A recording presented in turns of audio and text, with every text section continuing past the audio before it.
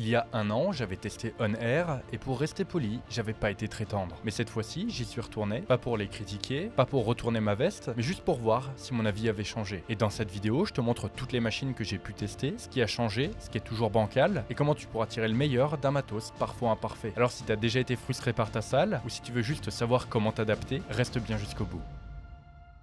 Bon, pour le premier exercice de la séance, j'ai trouvé cette magnifique machine à élévation latérale. C'est pas forcément le choix vers lequel j'aurais été en premier. J'ai fait le tour de la salle. Il y a quelques machines à élévation latérale. Il y a celle-ci et il y a l'autre version de chez Hammer Strength, la version Hammer.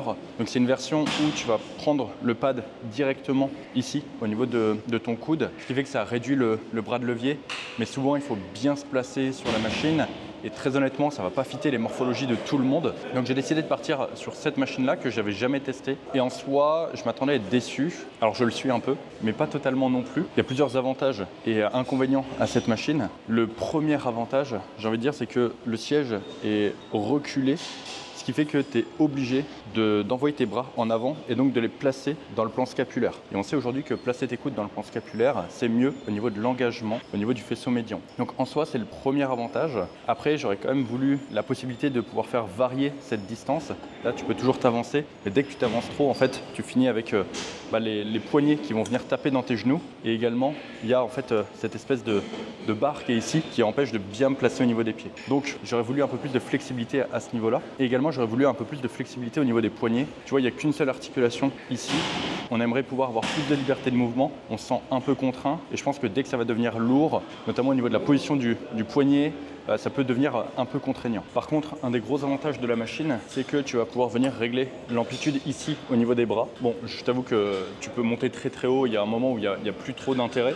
Mais en soi, tu peux aussi aller chercher beaucoup d'étirements, ce qui fait que tu vois tes deux mains vont être très proches. Ça, c'est quelque chose par exemple que tu ne peux pas faire avec des haltères. Lorsque tu fais tes mouvements aux haltères, dès que tu vas avoir la main au niveau de ta poche, en fait ce qui va se passer, c'est que tu n'auras plus de tension. Là en fait tu vas pouvoir vraiment, au lieu de t'arrêter là, avoir de la tension vraiment jusqu'à ce que tes mains soient plus proches. Donc tu vas pouvoir avoir plus d'amplitude sur le faisceau médian et ça c'est quelque chose d'intéressant. Par contre, le problème de cette machine, c'est que si tu veux bénéficier au maximum de cette amplitude, tu es obligé de le faire en bilatéral. Parce qu'à partir du moment où tu vas vouloir le faire en unilatéral, je ne sais pas si tu vois, mais en fait tu décales et du coup tu perds ce surplus d'amplitude. Par contre, j'attire ton attention sur le fait qu'il faut savoir se placer sur cette machine. Lorsque tu fais un mouvement d'élévation latérale à la machine, le plus important, c'est toujours d'avoir ton épaule qui va être du coup alignée avec l'axe de rotation. Si tu es trop haut ou trop bas, tu vas avoir des compensations où tu vas tout de suite en fait le sentir que le mouvement pour toi n'est pas naturel. Un des points positifs de la machine aussi, c'est qu'elle est quand même pas mal démultipliée, ce qui fait que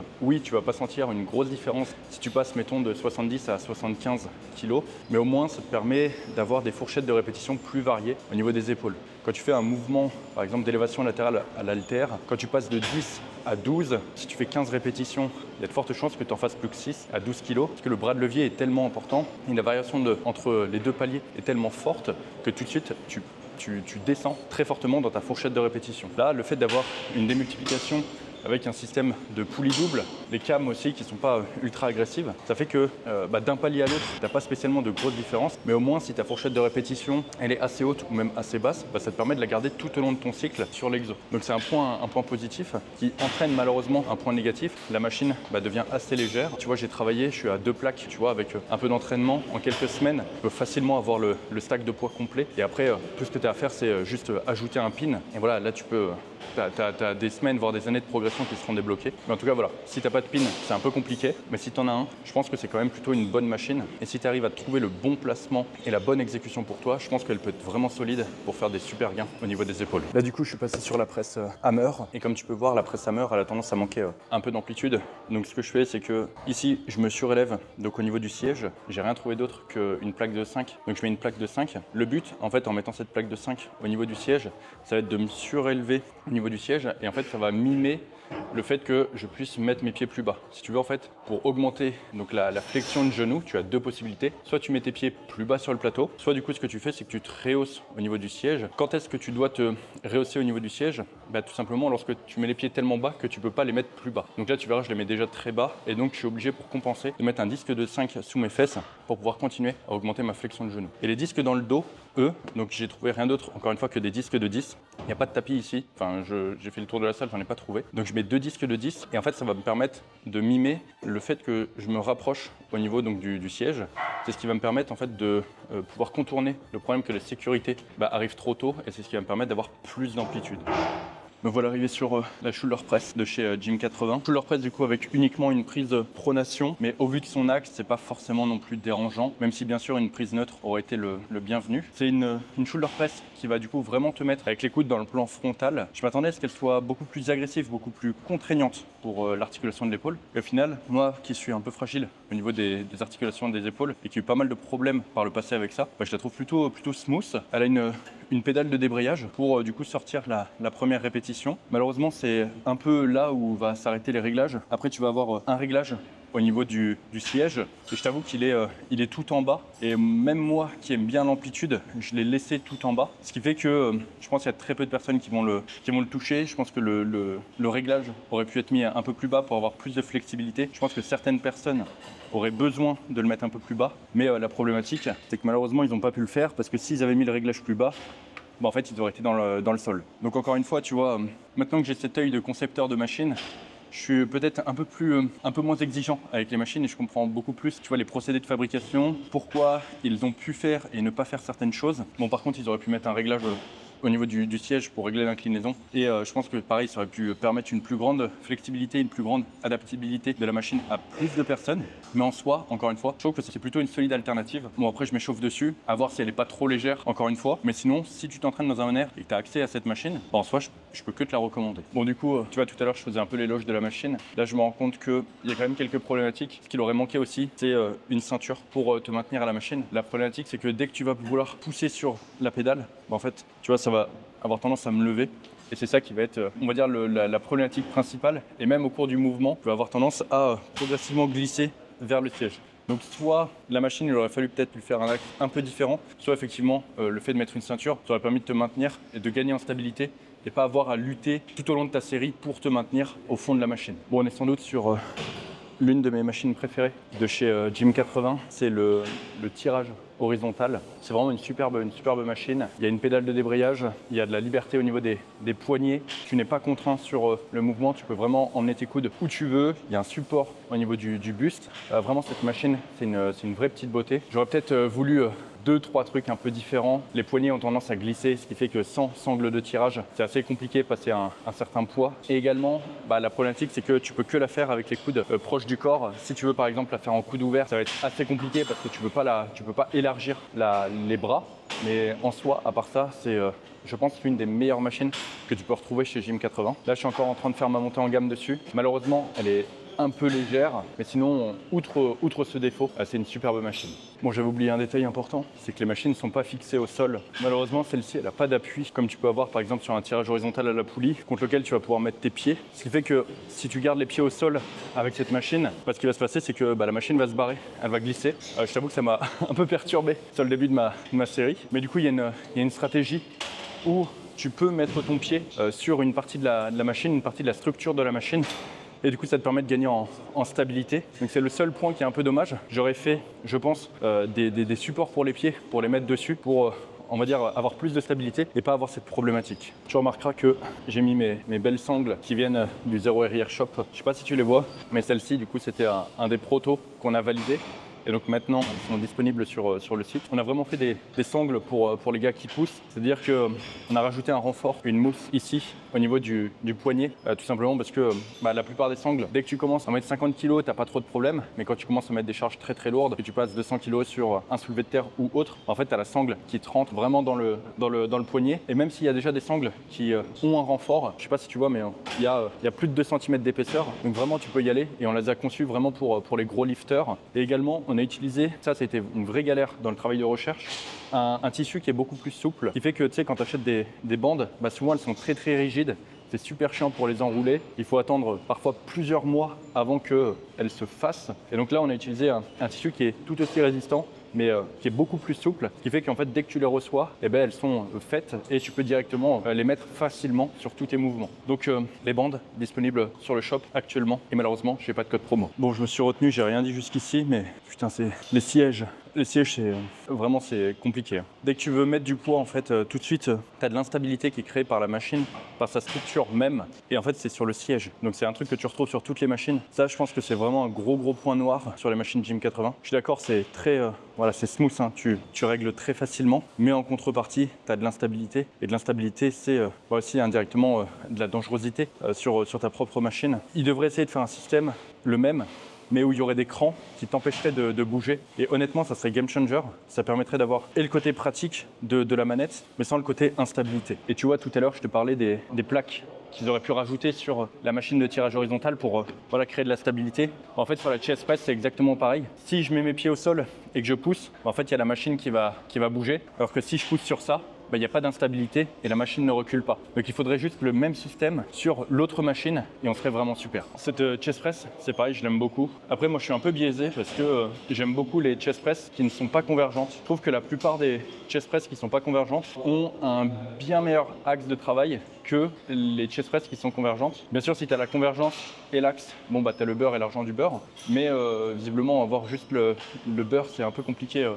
Aujourd'hui, celle-ci je la trouve vraiment bien au niveau de son axe. Là je la fais sur un hybride, je vais avoir quand même pas mal de flexion au niveau des bras, ce qui fait que je vais quand même avoir un focus un peu plus important sur les triceps. J'aurai quand même pas mal de pecs, j'ai suffisamment de pecs, donc c'est pas forcément quelque chose qui est dérangeant pour moi. Et puis pour avoir plus de focus au niveau des pecs, il aurait fallu que je mette le siège plus haut et malheureusement le réglage s'arrête, je peux pas le mettre plus haut. Alors j'aurais pu compenser en mettant des plaques et c'est quelque chose que tu peux faire. Donc si tu veux un focus pec sur la machine, tu peux également prendre la prise pronation, mais si tu veux garder la prise neutre, il faudra que tu compenses et que tu te surélèves. Également, elle a une pédale de débrayage. C'est nettement plus facile de mettre une pédale de débrayage sur des machines qui sont non convergentes, d'un point de vue de la conception même de la machine. Et une machine qui est non convergente pour les pecs aussi, c'est beaucoup plus facile dans la conception, dans la fabrication, dans les coûts de production. Et je vous jure que c'est difficile pour moi de lutter contre le fait de faire une machine qui ne soit pas convergente pour les pecs dans la gamme Galois Fitness. Parce que pour le coup, c'est vrai que ça facilite quand même beaucoup de choses et je sais que moi, je l'adorerais. Mais encore une fois, Galois Fitness, ma marque de machine, c'est une marque qui se veut faire les meilleures machines qui puissent exister. Et donc forcément, il y a le full package. Tu as la convergence, la pédale de débrayage, l'axe qui est bon, la tension, tout est nickel. Tu vois, là, je suis sur mon temps de repos et du coup, j'ai cette machine qui est juste à côté de la chest press. Et celle-ci, c'est une machine que j'ai déjà testée. Donc la première fois que j'avais testé On Air. Si tu n'as pas vu la vidéo, je t'invite à aller la voir. Et à l'époque, j'avais été beaucoup plus piquant, notamment parce que les stacks de poids étaient vraiment réduits. C'est-à-dire que là, tu as un stack de poids qui va jusqu'à 135 kg, alors que dans l'autre On Air où j'ai été, le stack de poids ne montait que jusqu'à 70 kg. Ce qui fait qu'on est sur une gamme de stacks qui est différente. Et ça, c'est quelque chose que j'explique depuis très longtemps. Quand tu choisis de faire une salle, quand tu achètes tes machines, c'est toi qui décides quel stack de poids tu mets. Est-ce que tu mets un stack de 70 kg, un stack de 100 kg, un stack de 130 kg? Tu peux même aller au-delà. Les machines sont faites pour tanker beaucoup plus de poids. Et malheureusement, il y a certains gérants de salles qui, pour faire des économies et également parfois parce que la clientèle qu'ils visent est une clientèle qui ne va pas viser la performance, choisissent de mettre des stacks de poids qui sont légers, trop légers. Et du coup, si toi, ton objectif, c'est la performance, malheureusement, parfois, ça peut coincer. Donc, quand tu testes une salle de sport, regarde toujours les stacks de poids pour savoir si ça va te correspondre et essaye toujours de vérifier la marge de progression que tu peux avoir. Là, j'ai pris le pin avec moi, je m'en suis pas servi. J'ai maxé la plupart des machines que j'ai testées, même toutes les machines que j'ai testées. J'avais la flemme de sortir le pin, mais tu vois, par exemple, je sais que c'est quelque chose sur lequel j'aurais déjà une limite. Après, j'ai un pin, donc c'est pas une problématique. Mais parfois, en fait, si ton stack de poids, il va jusqu'à 70, j'aurais beau rajouter un pin et une plaque de 20, deux plaques de 20, trois plaques de 20, tu vois, je serais déjà limité, même avec le pin. Vraiment, assure-toi que tu peux progresser et que le matériel te le permet, parce que parfois, tu vas vite te rendre compte que, en fait, c'est ta salle de sport qui bride tes propres résultats. Moi, je suis maintenant sur le lecteur Gym 80, qui est réputé sans doute pour être l'un des meilleurs qui existent. On va dire que sa grande particularité, c'est qu'il te permet vraiment d'avoir une super amplitude de mouvement et vraiment d'aller chercher une contraction très importante, là où malheureusement la plupart des leg curls assis ne te permettent pas de le faire. Son gros problème, c'est qu'il glisse. Du coup, j'ai ma petite ceinture, je vais me sangler et comme ça va régler le problème et je pourrais vraiment me faire kiffer et profiter sur la machine. Je sais que beaucoup d'entre vous ont acheté la Lockbelt dernièrement et ça fait vraiment plaisir. On n'a eu que des avis 5 étoiles de personnes qui sont super contentes de la ceinture. Et si tu te demandes comment ça fonctionne, en fait, il faut que tu bloques ta ceinture contre une partie de la machine qui est rigide. Donc là, par exemple, je vais la mettre derrière le siège et c'est ça qui va me créer ma stabilité. Et tu vois, ensuite, je vais la fermer, me serrer dessus et en fait, je pourrais plus glisser parce que je serai maintenu par le siège. C'est sûr que si tu la mets sur une structure qui bouge ou quelque chose qui n'est pas fixe, ta ceinture elle va te servir à rien. Ce qu'il faut, c'est vraiment en fait choper quelque chose qui est bien rigide. Là, ici sur ce leg curl, tu vois le siège, il est fixe et il bouge pas.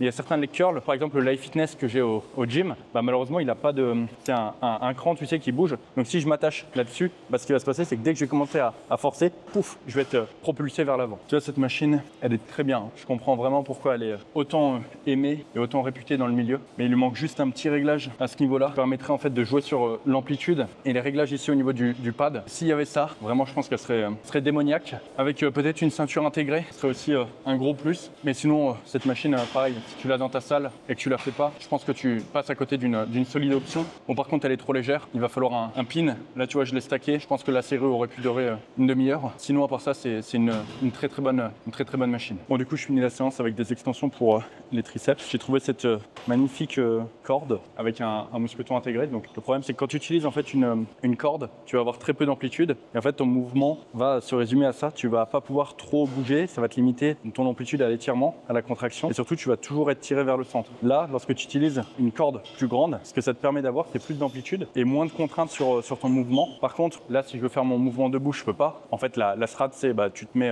sur les genoux et tout de suite, il n'y a plus de problème. Et ensuite, tu vois, je vais vraiment pouvoir garder mes coudes le long de mon corps et aller chercher vraiment toute la contraction. La seule problématique de ça, c'est que dès que tu vas avoir un peu de poids, ce qui va se passer, c'est que même chose, en fait, tu vas lutter et tu vas rester au centre et ton mouvement va se transformer en ça. Donc, tu as plusieurs façons de faire. Ce que tu peux faire, en fait, c'est utiliser donc une poignée triangle, la mettre en haut et en fait passer ta sangle à l'intérieur. Et en fait, à partir de là, tu vas te retrouver donc avec un écartement plus large en haut. Alors bien sûr, tu peux prendre une prise plus large, mais je te recommande, on va dire, de prendre une prise triangle parce que au moins c'est sécurisé et ça peut pas sortir. Et en fait, tu vois, tout de suite, je vais avoir plus de largeur de prise, je vais avoir moins de contraintes et ça va être beaucoup plus simple pour moi d'emmener mes coudes là où je veux sans être contraint par le poids. Sur un mouvement d'extension pour les triceps, ce que tu veux, c'est toujours avoir ton coude qui soit fixe et qui n'avance pas. La problématique, c'est qu'il y a trop de personnes qui, lorsqu'elles vont faire leur mouvement d'extension pour les triceps, vont avancer le coude et en fait venir tricher, compenser. Alors oui, je sais que ça peut être intéressant pour aller chercher un peu plus d'étirement, mais la problématique en fait, c'est que si tu commences à trop tricher, ce que tu vas faire, c'est que tu vas compenser en utilisant tes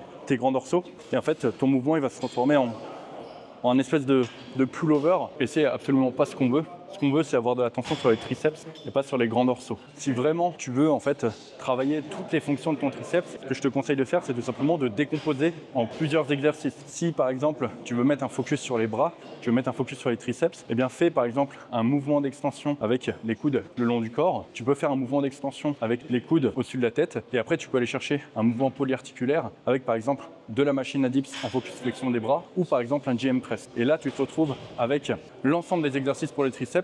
Mais par contre, n'essaye pas de faire un tout en un parce que la conséquence que ça aura, c'est que au lieu d'augmenter la tension sur tes triceps et le développement de tes triceps, eh bien ça va tout simplement la réduire. Donc le tips que je peux te donner lorsque tu fais un mouvement d'extension, c'est tout simplement en fait de chercher à pousser tes coudes vers l'arrière lorsque tu fais ton mouvement. C'est-à-dire que au lieu de dire bon voilà, je garde mon coude le long du corps, si tu te dis ça, inconsciemment tu vas bouger. Alors que si tu te dis ok, je pousse mes coudes vers l'arrière, et bien ce qui va se passer, c'est qu'ils vont être immobiles. Et surtout, tu vas exercer une tension pour les maintenir dans cette position. Et comme ça, tu es sûr que tu ne tricheras pas et que tu ne compenseras pas. Comme tu l'as vu, On Air, c'est pas parfait, mais c'est pas pour autant que tout est à jeter. Certaines des machines sont surprenantes et d'autres toujours bancales. Mais le plus important, c'est pas la salle, c'est comment tu t'y entraînes. Parce que tu peux avoir accès à la meilleure salle du monde et quand même stagner. Ou tu peux aussi avoir accès à une salle moyenne et progresser à condition de savoir t'adapter. Alors si tu as envie d'avoir un cadre clair, un vrai plan, un accompagnement qui s'adapte à ta salle, à tes objectifs, à ton emploi du temps et tes contraintes, mon coaching est là pour ça. Tu peux réserver un appel gratuit pour discuter de tes objectifs et de ta situation directement dans la description. Parce qu'au final, si tu veux progresser, t'as pas besoin de meilleures machines, t'as juste besoin d'une meilleure stratégie.